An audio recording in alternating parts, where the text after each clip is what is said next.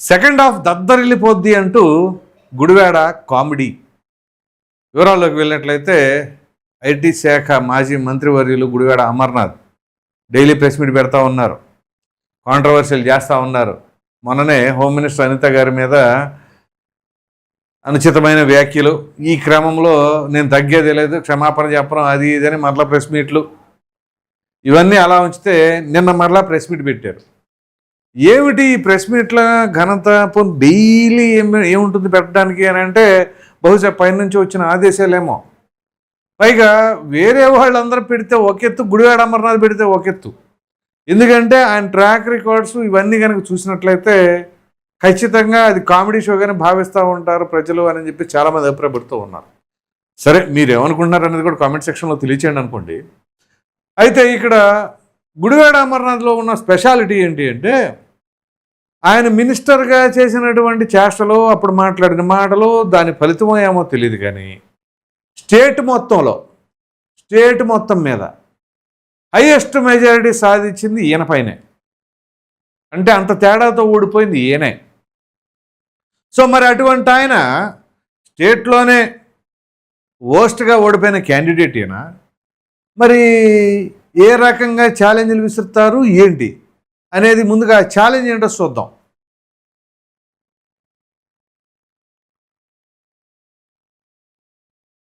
మనం ఏం చేసినా సరే మన ప్రభుత్వం కాపాడుతుంది, ప్రభుత్వంలో ఉన్నటువంటి ముఖ్యమంత్రి కొడుకు కాపాడుతారనుకుంటే మీ అమాయకత్వం అనేటువంటి విషయాన్ని తెలియజేస్తాం. అయిపోయింది, సగం సినిమా అయిపోయింది. 2.5 సంవత్సరాలు గడిచిపోతా ఉంది. ఇంటర్వెల్ కార్డు పడిపోయింది. వచ్చే 2.5 సంవత్సరాలు సెకండ్ హాఫ్ దద్దరిల్లిపోతుంది అనేటువంటి విషయాన్ని సందర్భంగా తెలియజేస్తాం. ఏం దద్దరిల్లిపోతుంది? సెకండ్ హాఫ్ దద్దరిల్లిపోవడం అంటే ఏంటి అసలు? అంటే ఏం చేస్తారని ఇప్పుడు వీళ్ళు చేసిన ట్రాక్ రికార్డ్స్ అన్ని చెక్ చేయాలి. ఫస్ట్ హాఫ్లో వీళ్ళు ఏం చేశారనేది. తొలి 15 రోజుల్లోనే ఢిల్లీ వేదికగా జగన్మోహన్ రెడ్డి అక్కడికి వెళ్ళి ఏంటది రాష్ట్రపతి పాలన పెట్టాలి అని చెప్పేసి అన్నారు. 15 రోజులకే 36 మంది చచ్చిపోయారు అని చెప్పేసి అప్పుడు అన్నారు. సరే, 36 మంది పేర్లు చెప్తారా అనగానే ఏం లేదు, ప్రెస్ మీట్ లేదు, పెట్టే సర్దుకొని వచ్చేసారు ఒకటే. ఇక దాని తదుపరి వీళ్ళు చేసినయే, ఇది గుంటూరు మిర్చి రైతుల దగ్గరికి పరామర్శకు వెళ్ళి అక్కడ టిక్కీలు లేపేశారు. తర్వాత పొదిలి వాళ్ళు ఎవరో పొగాకు రైతుల దగ్గరికి వెళ్ళి అక్కడ ఆ ప్యాకెట్లన్నీ తొక్కుడు తొక్కేశారు. ఆ తర్వాత బంగారుపాళ్యం మామిడి రైతుల పరామర్శకు వెళ్ళి ఆ మామిడికాయలన్నీ కూడా ట్రాక్టర్లతో తొక్కేశారు. ఎక్కడ చేసింది ఏ ఒక్క చోటైనా వీళ్ళు వెళ్ళిన దానివల్ల రైతులకు ఉపయోగం జరిగిందా నష్టం జరిగిందా అంటే ఇప్పుడు నేను చెప్పిన దాన్ని బట్టి మీకు అర్థమైంది. ఇంకా గట్టిగా మాట్లాడితే ఎక్కడో ఎవరో పోతే విగ్రహ ప్రతిష్ఠ కోసం రెంటపాళ్ళ అనే ప్రాంతానికి సత్యపల్లి నియోజకవర్గంలో వెళ్ళే సమయంలో సింగయ్య అనే వ్యక్తి వీళ్ళ వాహనం కింద పడి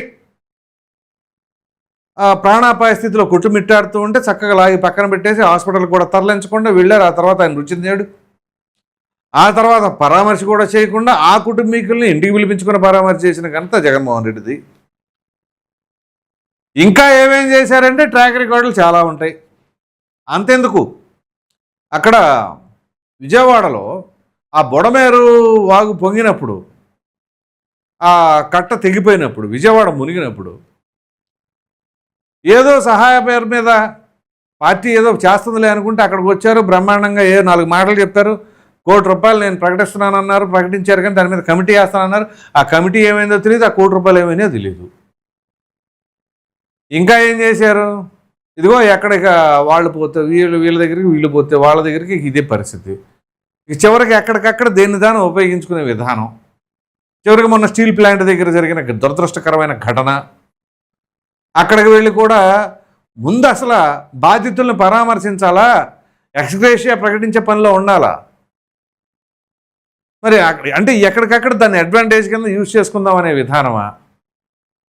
పోనీ అంతెందుకు, మన మాజీ మంత్రి అంబటి రాంబాబు అక్కడ ఏది కల్తీ నెయ్యి ఫ్లెక్సీకి సంబంధించిన వివాదంలో వెళ్ళినప్పుడు ఆయన మాట్లాడిన మాటలు ఏం మాట్లాడారు ఒక ముఖ్యమంత్రిని ఉద్దేశించి డైరెక్ట్గానే. ఇంకా తదుపరి ఏం చేశారు? ఇదిగో నన్ను ఇచ్చేశారు, ఇదిగో నన్ను వచ్చేసారని ఆయన. సో ఇలా ఎక్కడికక్కడ లా అండ్ ఆర్డర్ని డిస్టర్బ్ చేయడం కోసం, ఇంటరప్ట్ చేయడం కోసం, ఎక్కడికక్కడ అభివృద్ధి అనేది జరగకుండా అడ్డుకోవాలి అనే ఉద్దేశంతో ఉన్నారా? పెట్టుబడిదారులు రాకూడదనే ఉద్దేశంలో ఇప్పటివరకు విశ్వ ప్రయత్నాలు చేసినా కానీ అవన్నీ ఫలించట్లేదు అని చెప్పేసి ఇంకేదైనా దీక్షలు పూజలు చేస్తున్నారా? ఏం చేస్తున్నారని ఇక సెకండ్ హాఫ్ దద్దరిల్లిపోద్దంటే ఇంకా ఎటువంటి కార్యకలాపాలకు శ్రీకారం చుడుతున్నారు అనుకోవాలి. సో ఇలా ఇప్పటివరకు ఈ జైళ్ళ పరామర్శ అంటే పిన్నెల్లి రామకృష్ణారెడ్డి దగ్గర నుంచి జైళ్ళ పరామర్శలు, ఇదిగో ఎట్లాంటి పరిస్థితులు, అక్కడక్కడ ఈ గంజాయి బ్యాచ్ ఏది ఆ తెనాల్లో కావచ్చు, ఈ వీళ్ళ పరామర్శలు, వీటితో నిండిపోయింది ఈ ఫస్ట్ హాఫ్ అంతా. మరి సెకండ్ హాఫ్లో దద్దరిల్లిపోద్దంటే ఇంకా ఏం చేస్తారు? ఇంకా పెద్ద పెద్ద స్కెచ్లు ఏమైనా వేసారేమో సమాజాన్ని అస్థిరపరచడం కోసం. సో ఇవన్నీ కూడా మరి ఇంటెలిజెన్స్ వాళ్ళు కొంచెం అప్రమత్తంగా ఉండి ప్రభుత్వానికి ఎప్పటికప్పుడు వీళ్ళు చేసుకున్న చర్యలపైన మరి సమాచారం అందించి వాటిని అరికట్టగలగాలి. అప్పుడే అందరూ యాక్టివ్గా ఉన్నట్టు, లేదంటే సమాజానికి పెద్ద చేటు. ఇంకా ఏం చెప్తాడో చూద్దాం.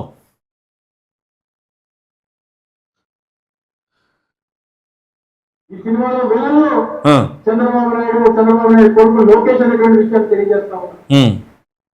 మా నాయకుడు అనేక సందర్భాలు చెప్తాడు, ఫస్ట్ హాఫ్ లో ఎప్పుడు కూడా విలన్దే పైచి, ఫస్ట్ హాఫ్ లో రీలు హాకీ అంటానికి వచ్చేసరికి సినిమా చివరికి వచ్చేసరికి హీరోకి పరిచయం అవుతుంది, అది వైఎస్ఆర్ కాంగ్రెస్ పార్టీకి పరిచయం అవుతుంది. దయచేసి గమనించమని చెప్పి సందర్భంగా కోరుతాం. ఇప్పుడు ఈయన చెప్పిన డైలాగులో ఒక విషయం మనం అండర్లైన్ చేసుకోవాలి. అదేంటో తెలుసా? ఈ సినిమాలో విలన్లో ఎవరైనా పేర్లు పెట్టి చెబుతున్నాడు ఆయన. ఒకవేళ అది ఎందుకు చెప్పాలి? ఈయన చెప్పే దాంట్లో మళ్ళీ ఏమైనా క్లారిటీ మిస్ అవుతుందా? జనాలు వేరేలాగా అనుకుంటారా? విలన్ ఎవరు అని చెప్పేసి అనుకున్నారా అని స్పెసిఫిక్గా చెబుతున్నాడు అని అంటే ఏంటి? స్పెసిఫిక్గా విలన్లు వీళ్ళే అని చెబుతున్నారేంటి? ప్రజల ఉద్దేశంలో వాళ్ళు కాదు అని. అందు గురించి ఆయన ఇట్లా చెప్తున్నాడు. ఇలా నాయకుడు పలు సందర్భాల్లో చెప్పారట, ఫస్ట్ హాఫ్లో విలన్దే పై చేయి ఉంటుంది అని. మరి అదే అయిందా? మీరు అధికారంలో ఉండగా 2019 నుంచి 24 మధ్యలో 19 నుంచి 24 మధ్యలో ఫస్ట్ హాఫ్లో ఎవరిది పై చేయి అయింది? జగన్మోహన్ రెడ్డిది పై చేయి అయిందా? చంద్రబాబు నాయుడుది పై చేయి అయిందా? పోనీ ఒకవేళ ఫస్ట్ హాఫ్లో చంద్రబాబు నాయుడు గారిది పై చేయి అయితే సెకండ్ హాఫ్లో జగన్మోహన్ రెడ్డి గారిది అవ్వాలిగా. పోనీ ఫస్ట్ హాఫ్లో జగన్మోహన్ రెడ్డి గారిది పై చేయి అయింది కాబట్టి సెకండ్ హాఫ్ వచ్చేసరికి చంద్రబాబు నాయుడు గారిది అయిందా? అంటే జగన్మోహన్ రెడ్డి విలన్ అని మీరే చెప్పినట్టు అర్థం చేసుకోవాలి ఇప్పుడు మీరు చెప్పిన ఫార్ములాల ప్రకారంగా. అంతే మరి.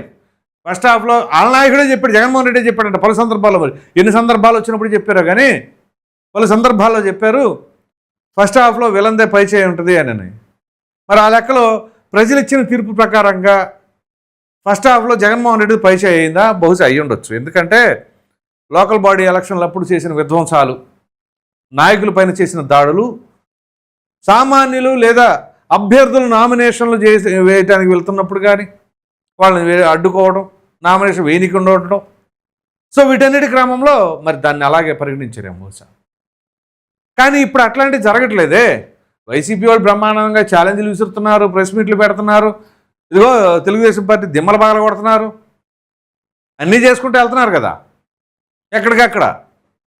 పోనీ అదే ప్రకారంగా టీడీపీ ఏమైనా వ్యవహరిస్తే, జనసేన ఏమైనా వ్యవహరిస్తే, లేదా కూటమి క్యాండిడేట్లు ఎవరైనా వ్యవహరిస్తే అనొచ్చు. ఇక్కడ కూడా రివర్స్ అటాక్ మీరే చేస్తున్నారు కదా. అదేమిటి అంటే పోలీసులు కావాలని దౌర్జన్యాలు చేస్తున్నారని చెప్పేసి మళ్ళీ తిరిగి రివర్సు చేసే పనులు అట్లా ఉంటాయి ఇలా. సో వీళ్ళ ఇంటెన్షన్ అంతా కూడా focusing on law and order disturbance. So దాన్ని ఇంకా బాగా ఇచ్చేయాలి సెకండ్ హాఫ్. ఇదే గుడివాడ అమర్నాథ్ అప్పుడు ఫస్ట్ ఏం చెప్పాడు? గూగుల్ డేటా బేస్ సెంటర్ వచ్చినప్పుడు అదే ఉంది, అది పెద్ద విషయం కాదు, అది మామూలుగా 2-3 వాచ్మెన్లు ఉంటారు, అదేమో దానికి ఉద్యోగాలు పెద్ద పాడ అది ఇది అని చెప్పేసి అన్నాడు. తర్వాత అట్లా కాదు, గూగుల్ డేటాబేస్ సెంటర్ పెద్దది, మంచి ఉద్యోగాలు వస్తాయని తెలుసు. లేదు అది మా నాయకుడే తెచ్చాడు, మా జగన్మోహన్ రెడ్డి తెచ్చాడు. మళ్ళీ వీళ్ళ టాలెంట్లు అయ్యి అసెంబ్లీ సాక్షిగానేమో అల్లం వెల్లుల్లి పేస్టు, మామిడి తాండ్ర, బొబ్బట్లు, అప్పడాలు, ఒడియాలు, ఎంఓఏ కుదుర్చుకున్నాం అధ్యక్ష. ఇవి అక్కడి నుంచి మొదలైంది. ఆ తర్వాత కోడి ఎందుకు గుడ్డు పెట్టింది, పొదగాలి కదా, పొదగడానికి టైం పట్టుద్ది కదా అన్నాడు. ఇక అది పొదిగిందో లేదో తెలియదు కానీ ఆ గుడ్డును మాత్రం మామూలుగా పగలగొట్టలే జనాలందరూ. ఎక్కడికక్కడ కనబడిన చాడల్లా గుడ్డు బాగపడతానే ఉంటారు. చివరికి ఎన్నికల్లో మామూలుగా కాదు, కోళ్ల ఫారంనే పగలగొట్టారు. ఆ కోళ్ల ఫారం లాగా అనుకున్నాడు అది, ఆ గూగుల్ డేటాబేస్ సెంటర్ కూడా. కోళ్ల ఫారానికి ఏముంటుందో, ఒక వాచ్మెన్ ఉంటాడు, దాణా వేసేవాడు ఒకడు ఉంటాడు, దీనికి కూడా అంతే అనే ఉద్దేశంలో అనుకుని ఉంటాడు. చివరికి అది కాదు అని చెప్పేసి తెలుసుకున్న తర్వాత నాలుగు గరుచుకున్నారని చెప్పేసి అప్పట్లోనే చాలా ట్రోల్స్ వచ్చినాయి. సో ఆ ప్రకారంగా ఈయన ఎన్ని ప్రెస్ మీట్లు పెట్టి ఏం వార్నింగ్లు ఇచ్చినా దాన్ని కామెడీగానే చూస్తూ ఉన్నారు అని చెప్పేసి అయితే మాత్రం చాలామంది అభిప్రాయపడుతున్నారు. మరి మీరేమనుకుంటున్నారు అనే అభిప్రాయాన్ని అయితే కామెంట్ సెక్షన్లో తప్పకుండా తెలియజేయండి. Thank you.